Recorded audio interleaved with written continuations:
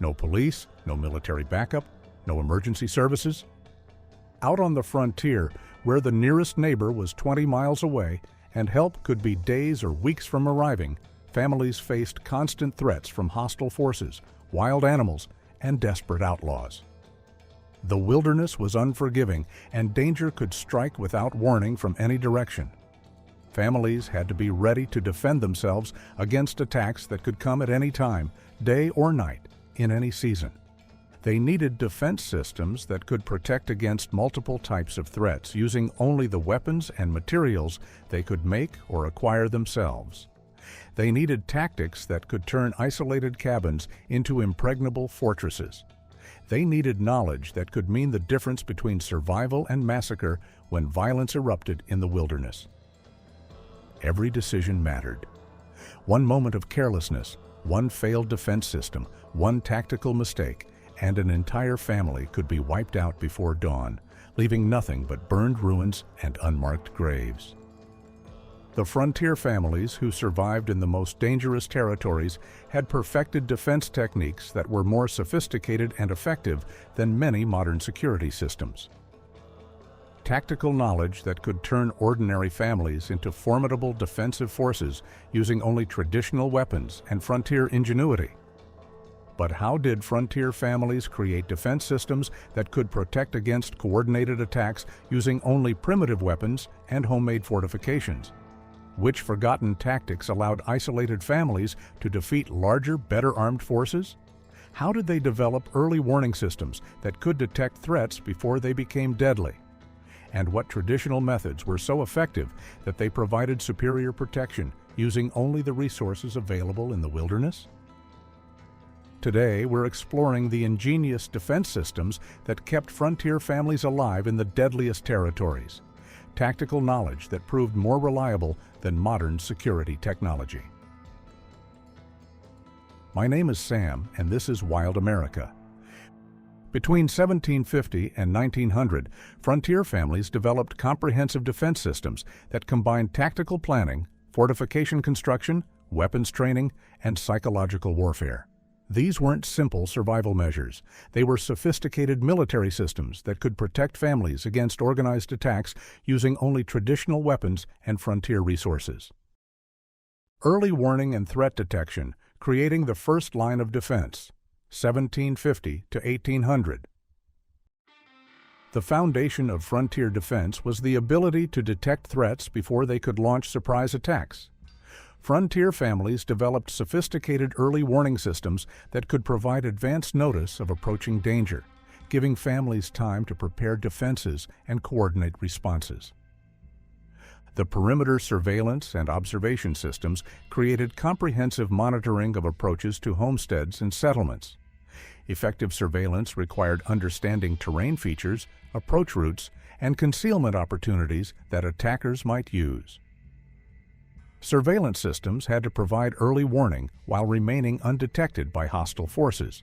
The systems included observation posts, patrol routes, and communication methods that could alert families to approaching threats. Observation post construction involved selecting elevated positions that provided clear views of approach routes while offering concealment and protection for observers. Posts had to be positioned to cover all possible approach routes while providing overlapping fields of observation. Construction included camouflaged shelters, supply caches, and communication equipment that allowed observers to remain in position for extended periods. Patrol route planning created systematic coverage of territory around homesteads to detect signs of hostile activity. Patrol routes had to cover all approach routes while avoiding predictable patterns that enemies could exploit. Planning included timing schedules, communication protocols, and emergency procedures that ensured continuous surveillance coverage. The animal sentinel and natural alarm systems used domestic animals and wildlife behavior to detect approaching threats. Animals could detect intruders long before humans became aware of danger, and understanding animal behavior was essential for effective early warning. Domestic animals like dogs, geese, and horses could be trained to alert families to approaching strangers, while changes in wildlife behavior could indicate the presence of hostile forces. Dog training and management created reliable alarm systems that could detect intruders at considerable distances. Dogs had to be trained to distinguish between normal activity and potential threats while avoiding false alarms that could compromise security. Training included scent detection, silent alerting, and controlled aggression that made dogs effective sentinels without creating unnecessary noise. Livestock behavior monitoring used the natural alertness of horses, cattle, and other animals to detect approaching threats. Livestock would become agitated and alert when strangers approached, providing early warning to observant families. Understanding normal animal behavior patterns was essential for recognizing when animals were responding to potential threats. The environmental monitoring and sign-reading systems used changes in the natural environment to detect the presence of hostile forces. Experienced frontiersmen could read subtle signs in the environment that indicated recent human activity, including disturbed vegetation, animal behavior changes, and other indicators that revealed the presence of potential threats. Track reading and sign interpretation required understanding how different activities left traces in the environment. Hostile forces moving through wilderness areas left tracks, disturbed vegetation, and other signs that could be detected by skilled observers. Reading these signs required understanding weather effects, aging patterns, and other factors that affected the visibility and interpretation of environmental indicators. Environmental change detection included monitoring for unusual sounds, smells, and visual indicators that could reveal approaching threats. Changes in bird behavior, unusual smoke or dust, and other environmental indicators could provide early warning of hostile activity. Detection required understanding normal environmental patterns and recognizing when conditions indicated potential danger. The communication and alert systems provided rapid notification of threats to all family members and neighboring homesteads. Communication systems had to be fast, reliable, and secure to prevent interception by hostile forces. Alert systems included visual signals, sound signals, and messenger systems that could rapidly spread warning of approaching danger. Signal system design included smoke signals, mirror flashes, and other visual communication methods that could transmit information over long distances. Signal systems had to be prearranged and understood by all participants while remaining undetectable by hostile forces. Design included backup methods and security protocols that prevented signal interception. Sound communication systems used horns, bells, and other audio signals to alert families and neighbors to approaching threats. Sound signals had to be loud enough to carry over long distances while using codes that conveyed specific information about threat types and locations. Systems included backup signals and security measures that prevented false alarms. The intelligence gathering and information networks created systematic collection and sharing of information about potential threats in the region. Intelligence networks included communication with other families, traders, and travelers who could provide information about hostile activity. Information gathering required understanding threat patterns, seasonal variations, and other factors that affected security conditions. Information network development included establishing communication relationships with other families, trading posts, and settlements that could provide security information. Networks had to be reliable and secure while providing timely information about potential threats. Development included communication protocols, information verification, and security measures that protected network participants. Threat assessment and analysis used collected information to evaluate potential dangers and plan appropriate responses. Assessment required understanding threat capabilities, intentions, and likely attack methods. Analysis included evaluation of family defensive capabilities and identification of vulnerabilities that needed to be addressed. By 1800, frontier families had developed comprehensive early warning and threat detection systems that could provide advance notice of approaching danger using only traditional observation methods and natural resources. Fortification and physical defense, building impregnable strongholds, 1800 to 1850. Once threats were detected, frontier families needed physical defenses that could protect against determined attacks. Frontier families developed sophisticated fortification systems that could turn ordinary cabins into defensive strongholds capable of withstanding coordinated assaults. The cabin fortification and structural defense systems modified existing structures to provide protection against attacks while maintaining livability for daily use. Cabin fortification required understanding attack methods, weapon capabilities, and construction techniques that could provide effective protection. Fortification had to balance defensive effectiveness with construction costs and daily convenience. Wall reinforcement and protection systems strengthened cabin walls to resist penetration by bullets, arrows, and other weapons. Wall reinforcement included additional layers of logs, stone backing, and other materials that could stop projectiles. Protection systems had to cover all exposed surfaces while maintaining structural integrity and avoiding excessive weight. Log wall construction used multiple layers of logs with stone or earth fill that could stop most frontier weapons. Construction techniques included interlocking joints, reinforcement beams, and other methods that created walls capable of withstanding sustained attack. Wall design had to balance protection with construction complexity and material requirements. Stone backing and bullet-stopping systems used stone walls or stone fill behind log walls to provide additional protection against firearms. Stone systems had to be properly designed and constructed to provide effective protection while maintaining structural stability. Design included proper stone selection, construction techniques, and integration with existing structures. The loophole and firing port systems provided protected positions for defenders to return fire while remaining protected from enemy weapons. Loophole design required understanding weapon requirements, field of fire considerations, and protection needs that would allow effective defensive fire. Systems had to provide adequate protection while allowing defenders to engage attackers effectively. Loophole construction included proper sizing, positioning, and protection that allowed defenders to use weapons effectively while remaining protected. Construction techniques included angled openings, protective shutters, and other features that maximized defensive effectiveness. Design had to accommodate different weapon types while providing maximum protection. Firing port placement and field of fire planning ensured that defensive positions could cover all approach routes and potential attack positions.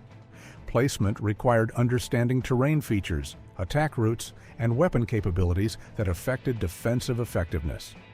Planning included overlapping fields of fire and backup positions that provided comprehensive defensive coverage.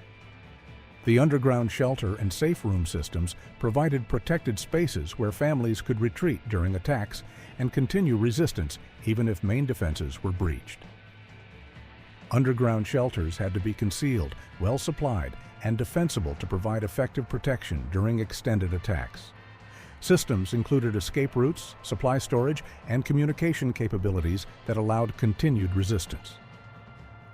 Underground construction techniques included excavation, reinforcement, and concealment methods that created secure shelters without detection by attackers. Construction had to provide protection against fire, smoke, and other attack methods while maintaining structural integrity. Techniques included proper drainage, ventilation, and access control that made shelters livable during extended occupation. Safe room design and supply management created protected spaces that could sustain families during prolonged attacks. Safe rooms had to include food, water, weapons, and other supplies needed for extended resistance. Design included storage systems, inventory management, and rotation schedules that maintained supply readiness. The perimeter defense and obstacle systems created barriers and hazards that slowed attackers and channeled them into defensive killing zones. Perimeter defenses had to be effective against different attack methods while remaining manageable for daily use. Systems included natural obstacles, constructed barriers, and concealed hazards that provided multiple layers of protection. Obstacle construction and placement used natural materials to create barriers that slowed and disrupted attacks. Obstacles included fallen trees, stone walls, ditches, and other barriers that forced attackers to move slowly and expose themselves to defensive fire.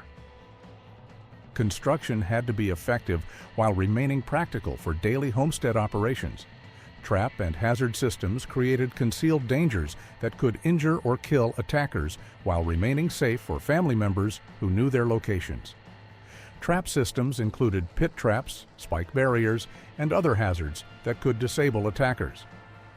Systems had to be effective while remaining controllable and safe for authorized users. The water and supply security systems protected essential resources that families needed to survive extended attacks.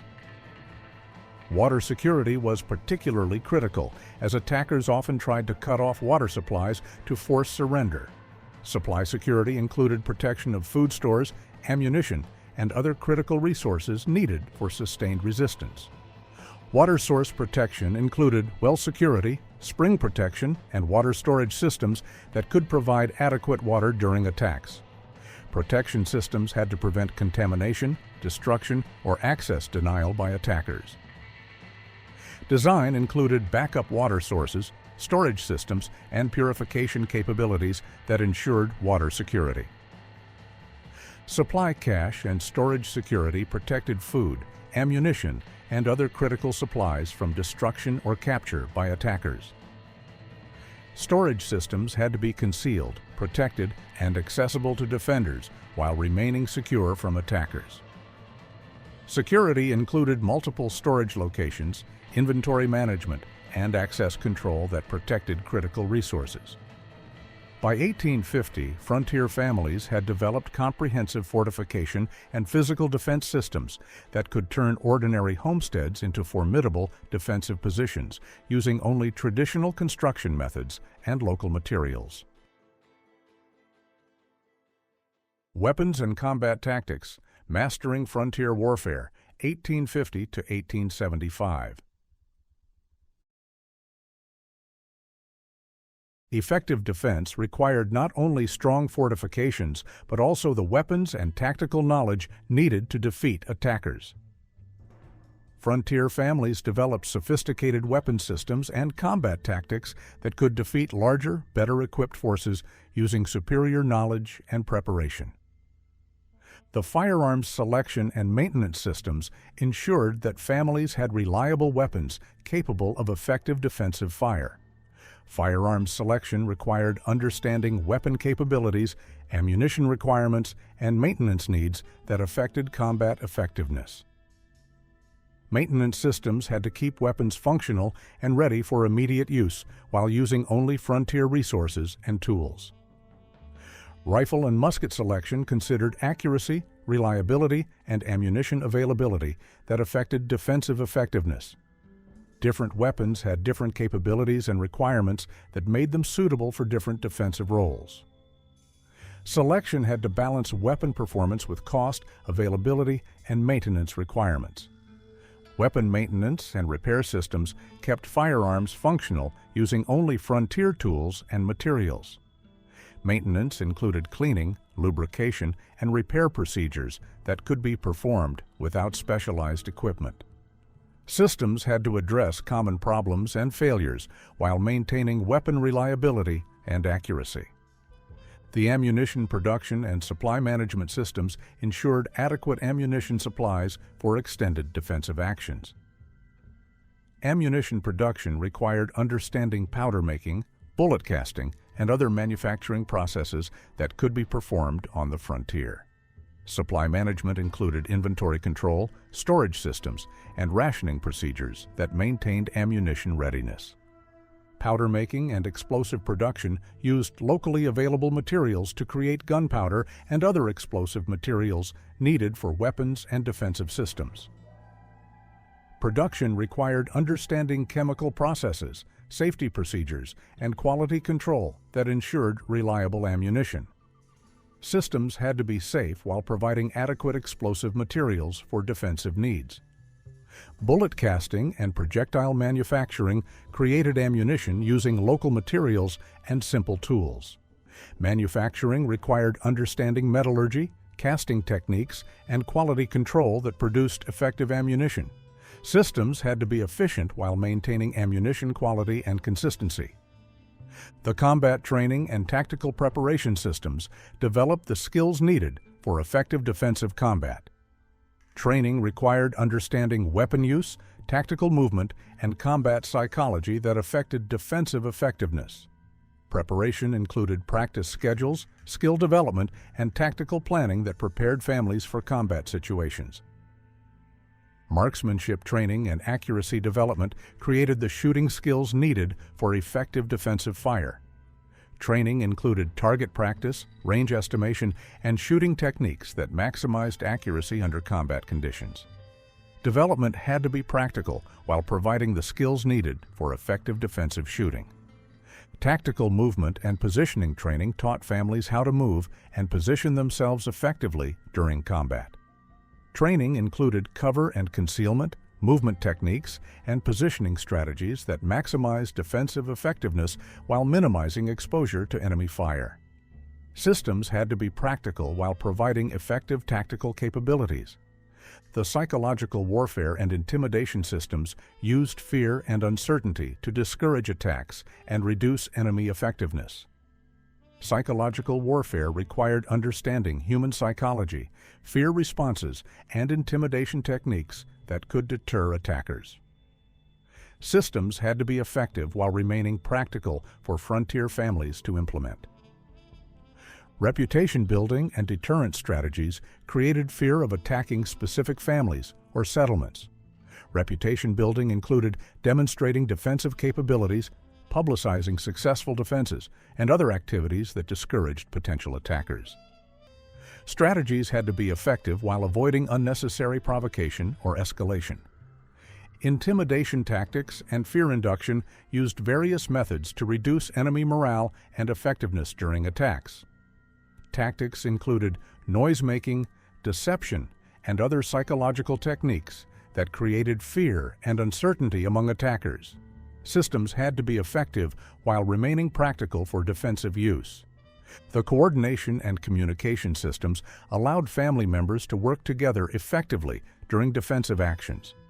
Coordination required understanding roles, responsibilities, and communication methods that ensured effective teamwork. Communication systems had to be reliable while remaining secure from enemy interception.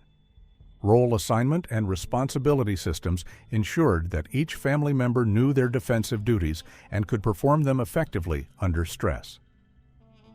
Assignment systems had to match individual capabilities with defensive requirements while providing backup coverage for critical functions. Systems included training, practice, and evaluation that maintained defensive readiness. Combat communication and coordination protocols provided reliable communication during defensive actions. Protocols included hand signals, voice commands, and other communication methods that worked under combat conditions. Systems had to be simple and reliable while providing effective coordination capabilities. By 1875, frontier families had developed comprehensive weapons and combat systems that could provide effective defensive capabilities using only traditional weapons and frontier resources. Advanced Defense Integration and Community Networks. Building Unbreakable Security, 1875 to 1900. The ultimate expression of frontier defense was the integration of individual family defenses into community-wide security networks that provided mutual protection and support. Frontier families developed master-level defensive systems that created security capabilities superior to many modern alternatives. The community defense coordination and mutual aid systems created networks of families that could provide mutual support during attacks. Community coordination required understanding communication systems, response protocols, and resource sharing that enhanced defensive capabilities. Mutual aid systems had to be reliable while remaining practical for frontier communities to maintain. Mutual defense agreements and response protocols established formal arrangements between families for providing defensive assistance during attacks. Agreements had to specify responsibilities, response procedures, and resource commitments that ensured effective mutual support. Protocols included communication methods, assembly procedures, and tactical coordination that provided effective community defense. Resource sharing and supply coordination systems allowed communities to pool defensive resources and maintain adequate supplies for extended defensive actions. Coordination systems had to manage ammunition, weapons, food, and other resources needed for community defense. Systems included inventory management, distribution protocols, and emergency procedures that maintained community defensive readiness. The intelligence networks and information sharing systems provided community-wide awareness of threats and security conditions. Intelligence networks required understanding information sources, communication methods, and analysis procedures that provided accurate threat assessment. Sharing systems had to be secure while providing timely information to all community members. Regional threat monitoring and assessment systems tracked hostile activity across wide areas and provided early warning of potential attacks. Monitoring systems included communication with traders, travelers, and other communities that could provide security information. Assessment required understanding threat patterns, capabilities, and intentions that affected community security. Information security and communication protocols protected sensitive information while ensuring that critical security information reached all community members. Security protocols had to prevent information leaks while maintaining effective communication. Systems included encryption methods, secure communication procedures, and information verification that protected community security. The advanced tactical systems and specialized capabilities created defensive capabilities that could defeat sophisticated attacks using coordinated tactics and specialized equipment. Advanced systems required understanding military tactics, specialized weapons, and coordination techniques that provided superior defensive effectiveness. Specialized weapon systems and advanced equipment provided capabilities beyond basic firearms and fortifications.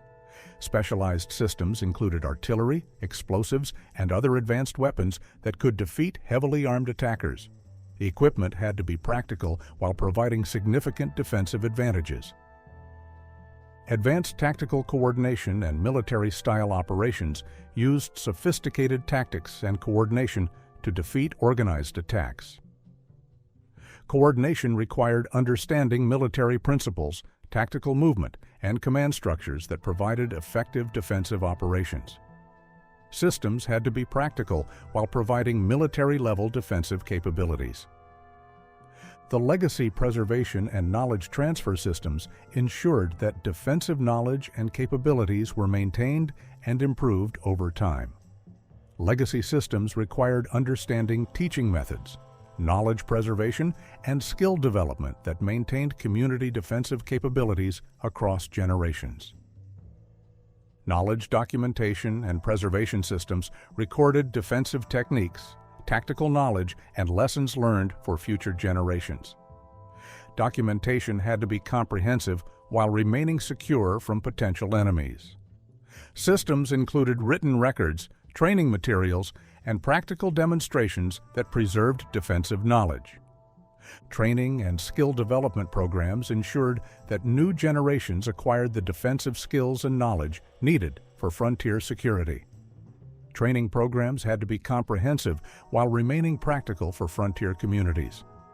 Development included weapons training, tactical education, and practical exercises that maintained defensive readiness. "Defense was life itself," wrote frontier chronicler Thomas Mackenzie in 1887. In the wilderness, where help was days away and enemies could strike without warning, every family had to be ready to fight for their lives. We built our defenses with our own hands, trained with our own weapons, and stood together when danger came. Our survival depended not just on strong walls and sharp shooting, but on the bonds between families who knew that an attack on one was an attack on all. The techniques we've explored in videos like how frontier families protected their cabins at night and how frontiersmen built survival tools from nothing demonstrate that frontier families developed complete defensive systems using only traditional methods and frontier resources. The defensive capabilities developed by frontier families prove that with proper planning, traditional weapons, and community cooperation, it's possible to create security systems superior to many modern alternatives. My name is Sam, and this is Wild America.